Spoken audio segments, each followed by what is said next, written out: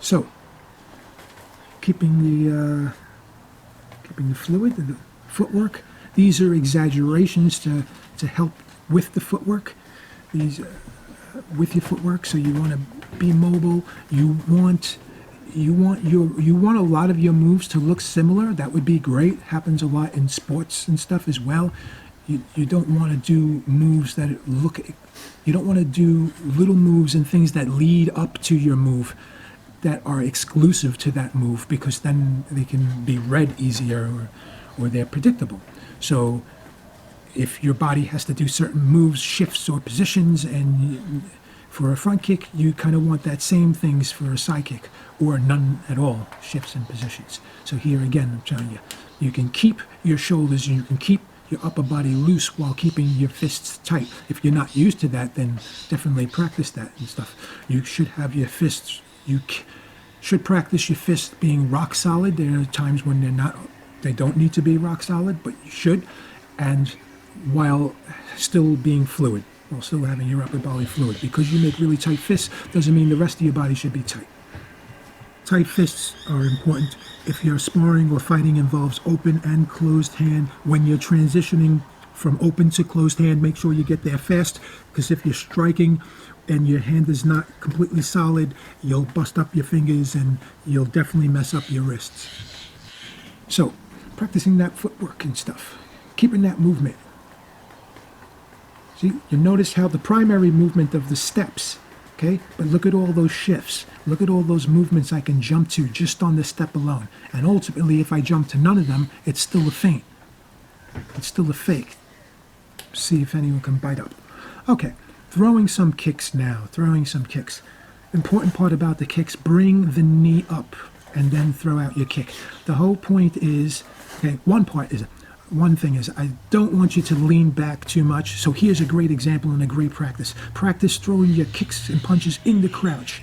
I don't want your body to, like a fulcrum or to give. I don't want a certain part of your body to go one direction while your move is going in another direction. That there are times when you can use that. Obviously, in your sparring or whatnot, you can sneak one in at a long distance as your opponent is bailing out.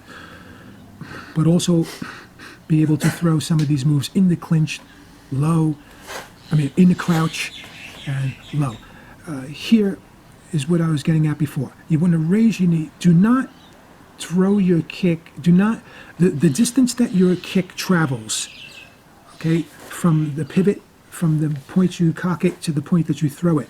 Don't travel some of that distance or most of that distance on the way to bringing up your foot to kick, because you're not maximizing your power, you're not maximizing your technique. So in other words, let's say the front kick traveled, 2-3 feet, or like 1 meter or something like that. You want to raise the knee up and then snap out that kick, so that when you actually throw the move, you're traveling most of that distance. What you don't want to do is you don't want to cover a percentage of that distance on the way up to chambering it and then doing your move. They tend to be very weak and usually poor technique as well. Don't throw your kick and then admire it, leave it out there like you've just broke through 1,000 boards and you're just leaving it there and doing your Bruce Lee scream. I mean, yeah, that's all fun, but okay, the thing is, a lot of times what we do, we catch yourself, is we throw our kick and we throw it massive, we throw it great, we throw it with speed, okay, but then once the first part of it is done, we take our time drawing it back. We take our sweet time, we admire it, or draw it back a little bit. So one way to practice that is right after you throw your kick, don't bring the leg back. Drop it down really fast. And it's a great practice, and that's a great practice for when you get jammed. A great defense to kicks and timing wise, which can be quite risky, but is to jam a kick. If you jam a kick, if you get jammed, drop that leg down. You definitely don't want to continue to keep your leg up because you're off balance and you're on one foot. So here again, I'm showing, there are times when you do want to drag the kick somewhat of a distance before you throw it. Deceptive. For the side kicks, striking with the heel can be devastating. You could also strike with the side of the foot, the blade of the foot. In either case, you want to have the foot tucked in tight. You could strike flat-footed. Oftentimes that's for maybe kicking in a door or something like that. For the front kick, you want to hit with the balls of the foot, and you want to have the toes tilted outwards, or whatever you do, you just don't want the toes to be one of the main points of contact on the strike. So here, showing you looking down but then hitting up, and then looking up and then hitting down. Very interesting. Remember, your opponent is looking at you. Each of you are trying to read each other as well. So make no mistake about it. You're seeing each other's eyes. You know, you're not this. Don't think that you're staring just at somebody's hips all the time. That's unrealistic. And sounds great in theory, or whatnot, or somebody's chest, but that's not the case. You're also looking at the face. You're also looking at the eyes, and the layman will give a lot away with the face and the eyes. Especially a really poor habit is to grimace before you throw a kick. Psst, easy read. That's the roundhouse kick, but instead of doing the straightforward type of roundhouse kick, you're coming all the way from around. That's, you know, here, don't forget your sweeps. Practice some of your sweeps. So, getting back to throwing some of those kicks. When you throw the kick, you certainly can, you should snap your leg back as well, okay? You can bring it somewhat toward you in the front half, or you can bring it somewhat toward in the second half, the back half. But what I definitely don't suggest doing is when you bring your foot down, you bring it right next to your already planted foot, because now you're pretty much standing up straight, and that's your most vulnerable position as far as balance is concerned and stuff. So keep that in mind when you are drawing back your leg after executing a kick. So practice some low ones too. Be careful, guys. Don't fight giants. And I'm a pretty tall guy, and if I'm kicking to my head, that's probably higher than a lot of my opponents have ever were, from my memory. So I'm usually the taller one. I'm not basketball player height, maybe point guard height, but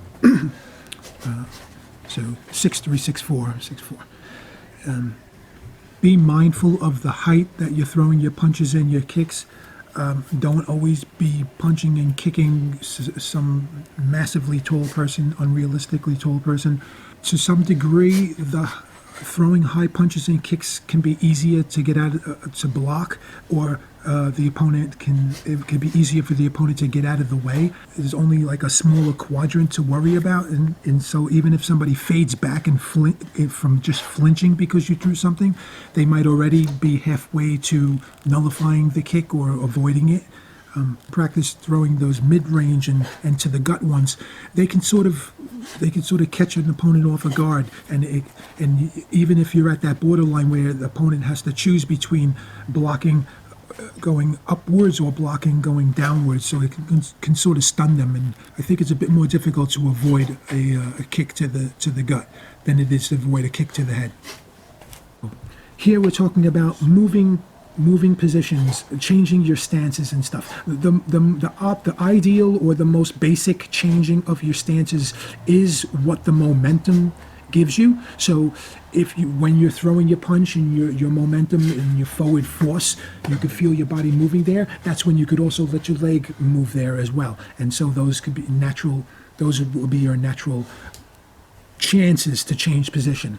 Throwing kicks and then landing down is also one of your natural ways of changing position. Obviously, your foot is now giving you your new stance if you're going to drop it down or bring it back. And of course, you can switch stances in the current stance that you're in, just standing in place.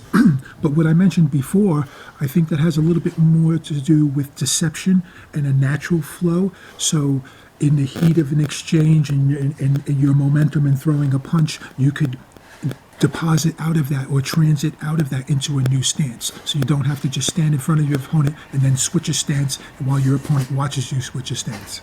Fluidity. Don't be incredibly tense and tight and stuff and then go out of your way to try to be fast because you're tense, and that creates all kinds of problems too.